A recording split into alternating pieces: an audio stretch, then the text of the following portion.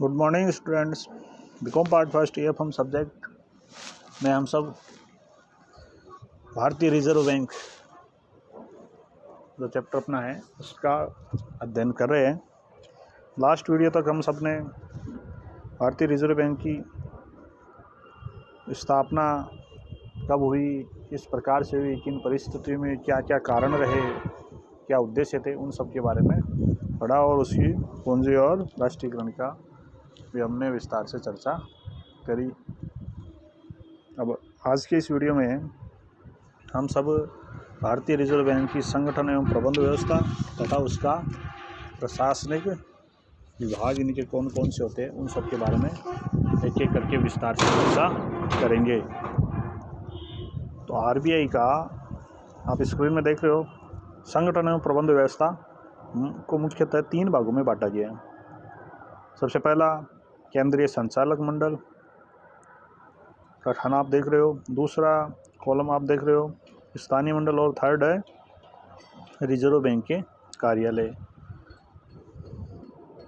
अब हम इनका एक एक करके विस्तार से चर्चा करेंगे। तो सबसे पहला स्क्रीन में देख रहे हो आप लोग केंद्रीय संचालक मंडल, सेंट्रल बोर्ड ऑफ डायरेक्टर्स। अब केंद्रीय संचालक मंडल यानी जो आरबीआई का संचालन व्यवस्था करता है, संचालन करते हैं, बोर्ड ऑफ डायरेक्टर है। इसमें कितने सदस्य हो सकते हैं, उनमें किनकी किस प्रकार से नियुक्ति की जाती है और क्या योग्यताएं उनके पास होनी चाहिए। तो आरबीआई की संगठन एवं प्रबंध व्यवस्था को सुव्यवस्थित संचालित करने के लिए केंद्रीय संचालक मंडल के सदस्यों की संख्या इसमें 20 होती है, यानी 20 सदस्य इसमें संचालक मंडल में होते हैं। तो इनमें पहला है 20 कौन कौन होते हैं, उनमें पहला है एक गवर्नर होता है। आप गवर्नर का नाम सुनते हो, जो आपने जैसे 100 रुपये का नोट है, उस 100 रुपये के नोट पर बीच में एक हिंदी में और इंग्लिश दोनों में लिखा हुआ आता है कि मैं धारक को, जैसे आप खुद अगर आप लोगों के पास अगर इस समय कोई भी 1 रुपये को छोड़कर आपको बताया था कि 1 रुपये का भुगतान, वो 1 रुपये का मुद्रण कौन करता है, निर्गमन कौन करता है, भारत सरकार का वित्त मंत्रालय। उसमें वित्त मंत्रालय का उल्लेख आता है, जबकि अन्य सभी नोट भारतीय रिजर्व बैंक के द्वारा प्रत्याभूतित होते। इनमें आप 100 रुपये का नोट निकालो, आप चेक कर सकते हो, उसमें बीच में कॉलम वाइज दिया हुआ है जो मैं धारक को 100 रुपये अदा करने का वचन देता हूँ। इंग्लिश में लिखा हुआ I promise to pay the bearer the sum of 100 rupees. फिर गवर्नर साहब की साइन है। गवर्नर कौन है, तो उसमें लिखा हुआ हिंदी में भी आ रहा है शशिकांत दास, और इंग्लिश में भी उन्होंने साइन कर रखे। फिर कॉमन सील भारतीय रिजर्व बैंक की, रिजर्व बैंक ऑफ इंडिया का शेयर और पेड़ पौधा सा दिख रहा है आपको, ये दिखाई दे रहा है। तो ये इनके द्वारा, गवर्नर के द्वारा वचन पत्र दिया हुआ रहता है, और उसमें लिखा हुआ भी रहता है guaranteed by the central government, केंद्र सरकार द्वारा प्रत्याभूतित ये नोट रहते हैं। गांधी जी की इसमें फ़ोटो आती है, अपना कोई भी नोट हो सब में गांधी जी तो आएंगे। पीछे का हिस्सा ज़रूर इनमें इन्होंने चेंज किया है, जैसे 100 रुपये के नोट में आप सब देख रहे होंगे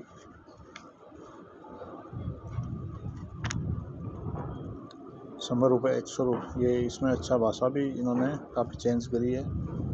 और रानी का वाव, ये इस तरह से दिया हुआ रहता है। ऐसे ही 200 रुपये के नोट में भी आपको क्या है, सांची का स्तूप दिया हुआ है।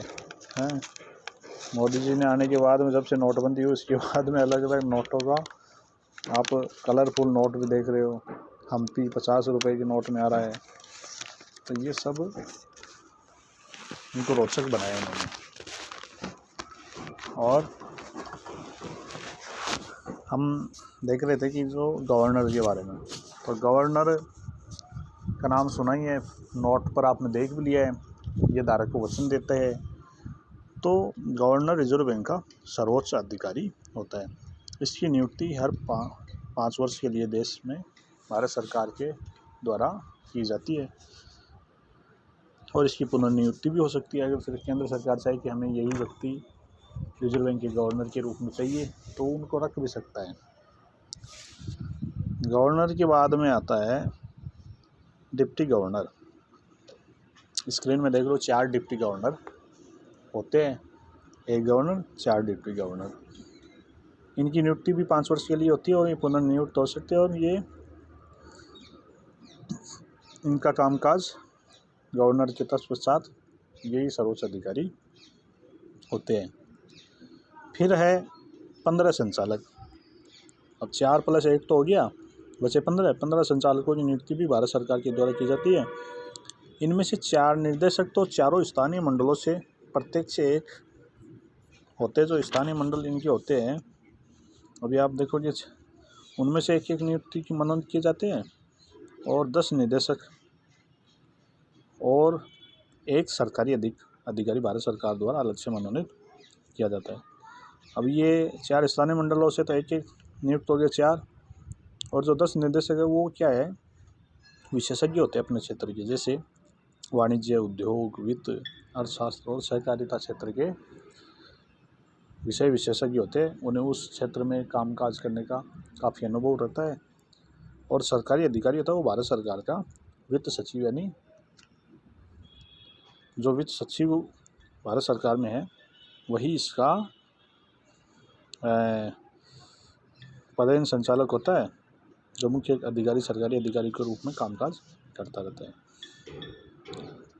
स्थानीय मंडलों और केंद्रीय संचालक मंडल, स्थानीय मंडलों के सदस्यों का काल जो समय होता है इनकी नियुक्ति का, वो जो केंद्रीय संचालक मंडल के सदस्य जब तक है वह तब तक रह सकते हैं। शेष जो 10 निर्देशक उनका कार्यकाल 4 वर्ष का होता है और जो सरकारी कर्मचारी सरकार द्वारा निर्धारित समय के लिए संचालक बना रह सकता है। इस प्रकार से आप सब ने मतलब ये एक गवर्नर, 4 डिप्टी गवर्नर और 15 संचालक जो आरबीआई की संगठन व्यवस्था का प्रथम भाग है उसके बारे में आपने सुना और समझा। दूसरा है स्थानीय मंडल। अब स्थानीय मंडल क्या होता है? स्थानीय मंडल में रिजर्व बैंक के संगठन में महत्वपूर्ण स्थान है। ये स्थानीय मंडल जो 4 मेट्रो सिटी है, दिल्ली, मुंबई, चेन्नई और कोलकाता में इन्होंने स्थापना करी है। इनमें प्रत्येक में 5 सदस्य होते हैं, यानी टोटल 20 हो गए, जो भारत सरकार के द्वारा मनोनीत किए जाते हैं। इन्हें भी उस अपने जैसे सहकारिता, अर्थशास्त्र, वाणिज्य, व्यापार का विषय विशेषज्ञ होते हैं। इनकी नियुक्ति 4 वर्ष के लिए होती है और पुनर्नियुक्ति भी ये सब हो सकती है। और स्थानीय मंडल के सदस्य अपने में से एक अध्यक्ष चुन लेते हैं और वो कामकाज को देखने के लिए उत्तरदायी होता है और ये समय समय पर केंद्रीय मंडल को सलाह देने का, परामर्श का कामकाज देखते हैं। आगे है रिजर्व बैंक के कार्यालय। जो संगठन व्यवस्था 3 भागों में अपने विभाजित की गई। उसमें पहला है संचालक मंडल। उसमें 20 सदस्य होते हैं, गवर्नर, 4 डिप्टी गवर्नर और 15 संचालक और होते हैं, और जिनमें गवर्नर, डिप्टी गवर्नर पूर्णकालिक और बाकी के सदस्य अंशकालिक होते हैं। और फिर स्थानीय मंडल 4 हो गए, जो चारों मेट्रो सिटी में वहाँ पर होते हैं। इनका प्रत्येक का कार्यकाल 4 वर्ष के लिए होता है। अब है रिजर्व बैंक के कार्यालय। तो रिजर्व बैंक ने अपने उनका प्रधान कार्यालय, क्वेश्चन आता है ऑब्जेक्टिव में कंपटीशन एग्जाम में कि प्रधान कार्यालय कहाँ स्थापित है, तो वो प्रधान कार्यालय है मुंबई में। और इसके अतिरिक्त कोलकाता, मुंबई, चेन्नई, नई दिल्ली में स्थानीय मंडल कार्यालय हो गए। और इसके अलावा इन्होंने ज़्यादातर स्टेट की कैपिटल जो है, जैसे श्रीनगर, जम्मू, शिमला, चंडीगढ़, देहरादून, नई दिल्ली, जयपुर, लखनऊ, कानपुर, पटना, रांची, गंगटोक, गुवाहाटी, कोलकाता, भुवनेश्वर, रायपुर, नागपुर, भोपाल, अहमदाबाद, मुंबई, पूना, हैदराबाद, पणजी, बेंगलोर, चेन्नई, कोच्चि, तिरुवनंतपुरम में अपनी शाखाएं खोल गई। यानी तकरीबन हर प्रत्येक राज्य में इन्होंने अपने क्षेत्रीय कार्यालय स्थापित कर रखे हैं। और भारतीय और जहाँ पर आरबीआई का ये क्षेत्रीय कार्यालय नहीं है तो वहाँ कामकाज कौन देखेगा? तो आरबीआई का कामकाज वहाँ पर स्टेट बैंक उनके एक अभिकर्ता के रूप में देखता है। तो इस प्रकार से आप सब रिजर्व बैंक के संगठन प्रबंध व्यवस्था को समझ लिए होंगे। अब हम आरबीआई का प्रशासनिक विभागों के बारे में अध्ययन करेंगे कि आरबीआई के कौन कौन से प्रशासनिक विभाग होते हैं जिनके माध्यम से बैंक अपने कामकाज को बांटता है और वो कामकाज देखते हैं। उनमें पहला है मुद्रा प्रबंध विभाग, जो 13 विभाग 12 विभाग और अन्य देख रहे कि आपको स्क्रीन में, उन्हीं को विस्तार से अपन बता देंगे थोड़ा थोड़ा करके। पहला मुद्रा प्रबंध विभाग, यानी वह विभाग जो मुद्रा का प्रबंध करता है, यानी नोटों को छापना, उनकी जांच करना, हिसाब किताब रखना और उनका अंकेक्षण करवाना, ये मुद्रा प्रबंध विभाग हुआ। दूसरा है बैंकिंग विभाग। बैंकिंग विभाग वह विभाग जो यह विभाग वह समस्त कार्य करता है जो आरबीआई को बैंकों के बैंक को सरकार के बैंकर के रूप में कामकाज करना होता है। बैंकों का बैंक है ये, यानी बैंकिंग संबंधी जो ये मौद्रिक नीति से संबंधित कामकाज जो करता है वो सब इसी के अधीन आते हैं। साख नियोजन विभाग। साख नियोजन यानी यह विभाग देश के वाणिज्यिक बैंकों को साख संबंधी आवश्यकताओं का अनुमान लगाता है, कितना साख दिया जाना चाहिए और उनका बजट निर्माण में सहायता करता है। अगला है बैंकिंग परिचालन एवं विकास विभाग। बैंकिंग परिचालन यानी बैंकों के सुव्यवस्थित संचालित करने के लिए और उनके विकास से संबंधित है।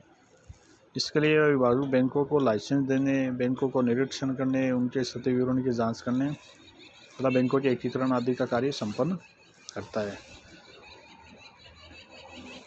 विनिमय नियंत्रण विभाग।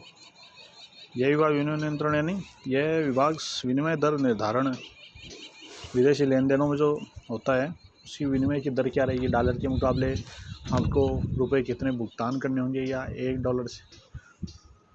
डॉलर में कितने रुपए आपको मिल जाएंगे।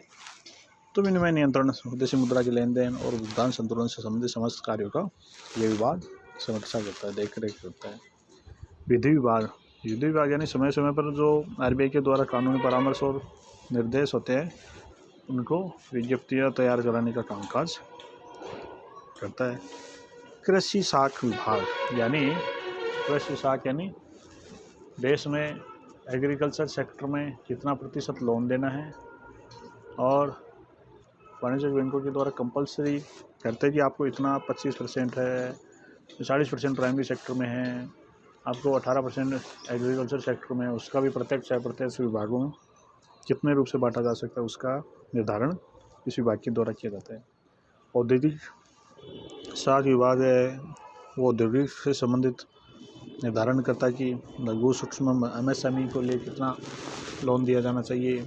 उसके अलावा कॉरपोरेट लोन क्या हो सकता है, तो उनकी लिए निर्धारण उनसे नीतियाँ बनाता है। व्यय तथा बजट नियंत्रण विभाग यानी ये विभाग बैंकों के व्यय पर नियंत्रण करता है और बजट नियंत्रण का कामकाज करता है।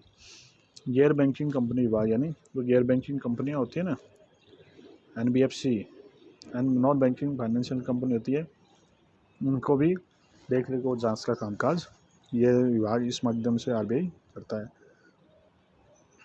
सांख्यिकी एवं कंप्यूटर सेवा विभाग यानी विभिन्न देश के विभिन्न मौद्रिक और आर्थिक क्षेत्रों में शोध करना और उनसे संबंधित आंकड़ों और समंगों को एकत्रित करना और प्रकाशित करने का कामकाज ये विभाग करता है। आर्थिक विश्लेषण एवं आर्थिक नीति विश्लेषण विभाग, तो यह विभाग क्या करता है कि देश में आर्थिक समस्याओं का विश्लेषण करता है और किस प्रकार से देश की आर्थिक नीति के अनुरूप अपने बैंक कामकाज कर रहे हैं या नहीं कर रहे हैं उनका विस्तृत अध्ययन करता है। अन्य विभाग जो भी जैसे प्रेस संपर्क विभाग है, सेवा वर्गीय विभाग है, परिसर विभाग है, तो ये जो भी जिस क्षेत्र से संबंधित होंगे अन्य उन सबको यहाँ पर शामिल करते हैं और उनके माध्यम से आरबीआई अपने क्रियाकलाप और दैनिक कामकाजों का संचालन अच्छे से करता है। आज के वीडियो में इतना ही। आगे की वीडियो में हम भारतीय रिजर्व बैंक के कार्यों का विस्तृत अध्ययन करेंगे। धन्यवाद।